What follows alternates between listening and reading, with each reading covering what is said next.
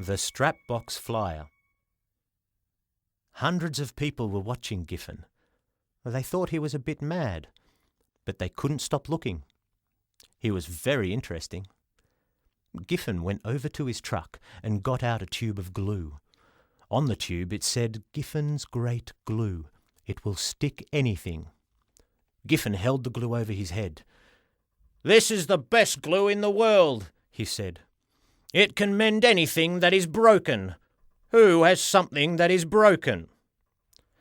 A small boy came out the front. He held up a bow and arrow. "My bow is broken," he said, "and no one can fix it." Giffen took the bow out of the boy's hand. He put a bit of glue on the broken ends and joined them together. Then he put the arrow in the bow and shot it into the air. The people were surprised. They all clapped and cheered. "That's nothing," Giffen told them. "You haven't seen anything yet." He went over to the back of his truck, where he had a big crane. It had a rope on the end of it. Giffen grabbed the rope. He put a dab of glue on the end of it. Then he put the rope onto the roof of the car. "This glue can hold up a car," he told the crowd. He stepped into his truck and started up the crane. The car was lifted up into the air. The only thing that held the rope onto the car was the glue. The crowd thought this was great. No one had ever seen glue like this before. "Now," said Giffen, "who wants to buy some of Giffen's great glue?" The crowd rushed forward. Everyone wanted some glue. They couldn't get it quick enough. They thought it was terrific. "Get it while it lasts," shouted Giffen. "Only $10 a tube." Giffen sold 200 tubes of glue. He made $2,000 in one day. The customers took their glue and went home to try it out. "You fools," said Giffen to himself. "You will soon find out that the glue stops working after 4 hours."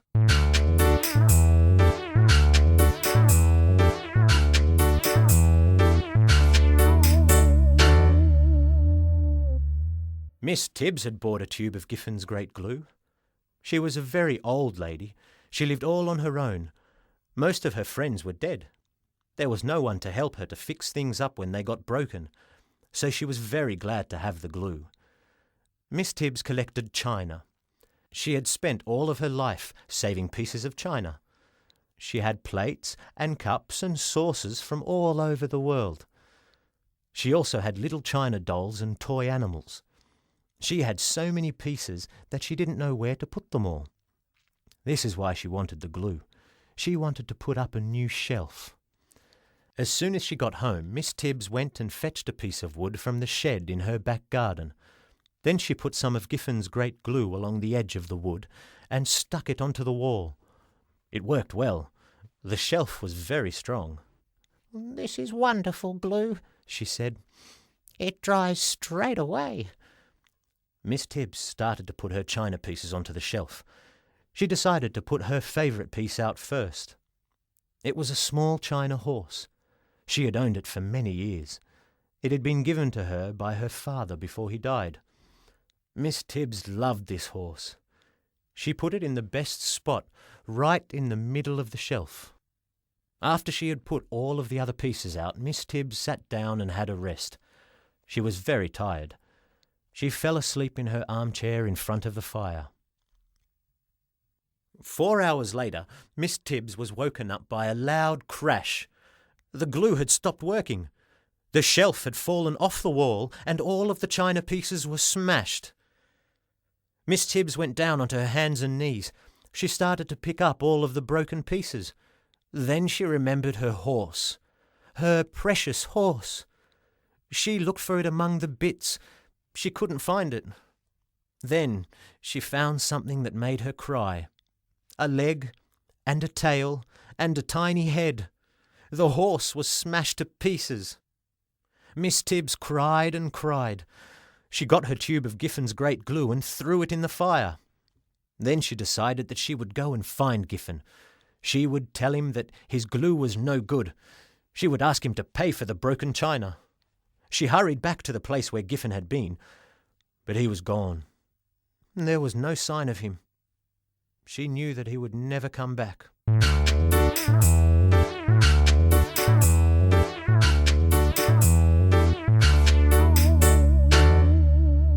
Another person who bought the tube of Giffen's great glue was Scott Bridges. He had bought it to mend his canoe. It had broken in half. Scott's father had told him the canoe could not be repaired. He said that its back was broken. He told Scott to take it to the tip, but now that Scott had a tube of Giffen's great glue, he knew that he could fix it. The canoe was down at the lake. Scott went down there on his own. He didn't tell his father where he was going. He pulled the two pieces of the canoe together and put Giffen's great glue along the join. "Great!" yelled Scott. "It's as good as new. This glue is fantastic." He pushed the canoe into the water and climbed in. It floated well. It didn't leak at all. Scott began to paddle out into the middle of the lake. He was very happy and excited. He paddled off as fast as he could. Scott was not allowed to go out into the canoe without a life jacket, but on this day he had forgotten. All that he could think about was the canoe and Giffen's great glue. It was a sunny day, and the time passed quickly. Soon 4 hours had passed. Scott noticed that some water was starting to leak into the canoe. He decided to start paddling for home, but it was too late. The glue had come unstuck. The canoe broke in two and sank. The water was icy cold. Scott was frightened. It was a long way to the shore. "Help!" he screamed at the top of his voice, but no one heard him. He was the only person on the lake. Scott started to swim to shore. After a little while he began to get tired. His legs hurt and he had a pain in his stomach. His head went under the water. He tried to get back to the top, but it was no use. His lungs filled with water and he sank to the bottom of the lake. That night, when Scott did not come home, his father called the police. Divers searched the lake. They found Scott's body and the broken canoe. In the bottom of the canoe was a tube of Giffen's great glue.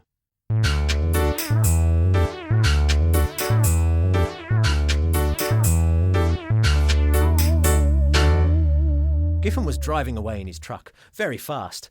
He knew that he only had 4 hours to get away. Then the people who had bought the glue would start looking for him. He knew that they would be mad. He did not want them to catch him. He decided to drive to Horsham. That was a long way off. They would not know about Giffen's great glue in Horsham. He could find some more suckers and make some more money.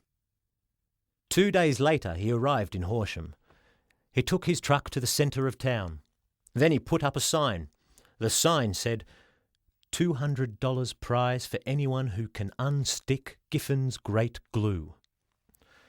Soon 2 men arrived. They were both riding tractors. One of the men got down from his tractor. He walked over to Giffen and gave him 2 pieces of rope. "Join these up with your glue," he said. "Then he will pull it apart." Giffen smiled to himself. "Okay," he said. "I'll do it." He put a daub of glue on the end of the 2 pieces of rope. Then he joined them together. The glue stuck fast. The men took the rope that had been joined. They tied one end to each of the tractors. Then they started the tractors up.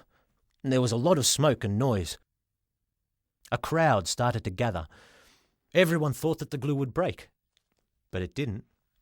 The wheels on the tractors sent up blue smoke. The engines roared, but still the glue held. Then there was a loud bang. The engine of one of the tractors had stopped. The other tractor started to drag it along the road. Everyone cheered at the top of their voices. "Now," said Giffen, "who will buy my great glue?" The crowd pushed forward. Everyone wanted some. The people waved their money. They pushed and shoved. Giffen sold 300 tubes. At last everyone went home, except one man, a short, bald man with a friendly smile.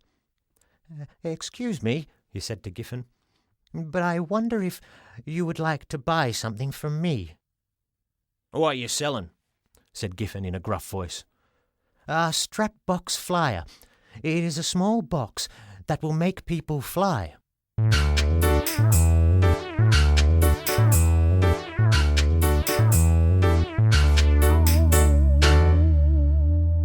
Giffen didn't believe that there was a box that could make someone fly. There was no such thing. This man was trying to fool him. Still, he was interested. It might be a new sort of trick that he could use himself to make money from the suckers. He looked at his watch. He had to get out of this town before the glue started to come unstuck. He had 4 hours left. There was plenty of time to talk to this little man. "OK," said Giffen to the little man. "Show me your strap box flyer." Not here. Someone might see us. Come home with me and I will show you how it works. Giffen followed the little man to his house. It was a small cottage. It was very untidy. The grass was long and some of the windows were broken. Inside there was junk everywhere. There were tools, nuts and bolts, machines and bits of wire all over the floor. My name is Mr. Flint, said the little man. But everyone calls me Flinty. "I'm in a hurry, Flinty," said Giffen, "so let me see you do some flying." Very well, replied Flinty. He went over to a shelf and took down a small box. Then he lifted up the carpet and pulled out a short strap. It looked like a watch band made out of silver. I keep the strap in one place and the box in another, said Flinty. That's to stop anyone stealing my invention. I have to screw the box onto the strap. It won't work unless both pieces are screwed together. Flinty fiddled around with the box and the strap. It took a long time, about half an hour. Giffen was getting worried. He did not want to stay much longer. The crowd would be mad when they found out that the glue did not work for long. At last, Flinty finished. He had screwed the box onto the strap. He put it onto his arm. It looked just like a wristwatch, only bigger. And now, said Flinty, watch this. Slowly he rose up off the floor. He went up about 10 centimetres. Giffen could not believe it. His eyes nearly popped out of his head. "How high can you go?" he asked Flinty. As high as I want to. Flinty floated up to the ceiling. Then he flew around the room just like a cloud. Giffen knew that he had to get the strap box flyer. It was worth a fortune. He could make a lot of money if he had it.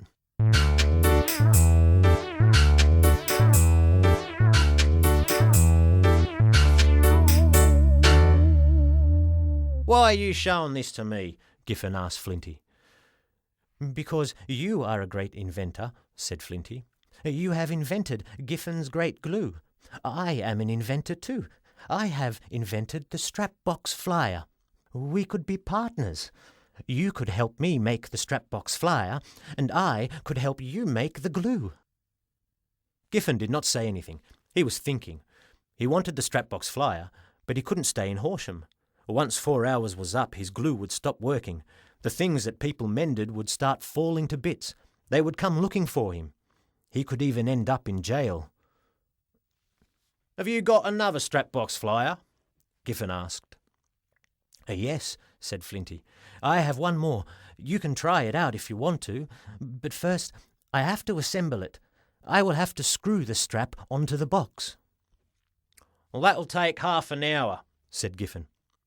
"I'll go and get me truck. Then I'll be back to try out the strap box flyer myself." Giffen went off.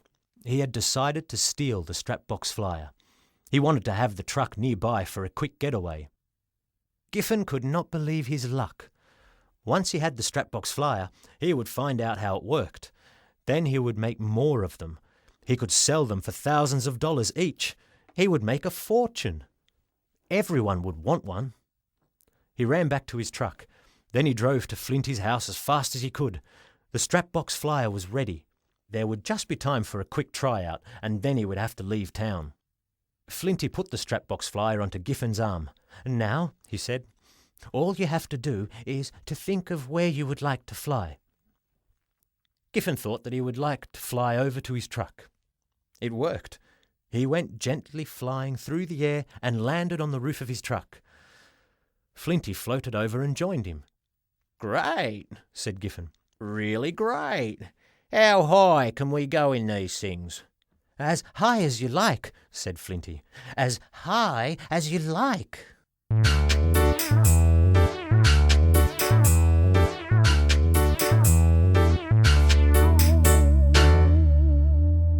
Giffen forgot about everything except the strap-box flyer. He forgot about the time. He forgot about Giffen's great glue. And he forgot about getting out of town quickly. "Let's go up to the clouds," he said to Flinty, and so they flew together, high into the sky. When they looked down, the people looked like tiny ants. It was wonderful to fly so high. Time passed quickly. Hours went by. It started to get dark. Giffen decided that he would wait until it was night. Then he would be able to get away from Flinty. He would just fly off and lose Flinty in the dark. Then he would drive off in his truck and never come back. He could take the strap-box flyer to bits and find out how it worked. Then he could make a lot more of them and sell them. Then he would be rich. Flinty flew over to Giffen. "We are very high," he said. "We can't go much higher than this. There will be no air to breathe." Giffen looked down. They were so high that he could not see the ground. They were above the clouds. "I have only made 2 strap-box flyers so far," said Flinty, "and yours is the best of the 2. "Why is that?" asked Giffen. "Because I joined it together with Giffen's great glue." Giffen was just in time to see his strap-box flyer break into bits. Then he started to fall. He screamed all the way down.